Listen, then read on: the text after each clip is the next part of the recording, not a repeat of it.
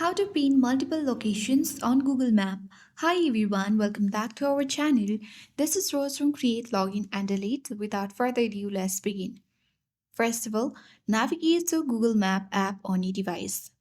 Now tap on the location you want to pin. And you can easily drop a pin right over there. When you scroll, you can easily see the Save button. So you simply need to tap on Save. And here you can create a new list. For example, tour. And here you can give the list a description or choose an icon.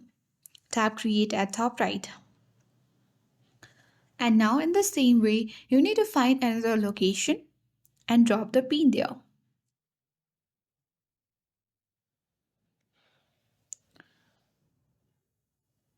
And after that, you need to repeat the process by tapping on the save button, and you need to save into the existing uh, list and then tap on the down button at top right corner of your screen.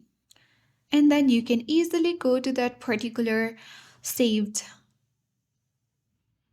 tour section, and then when you zoom out you can easily see all the saved location.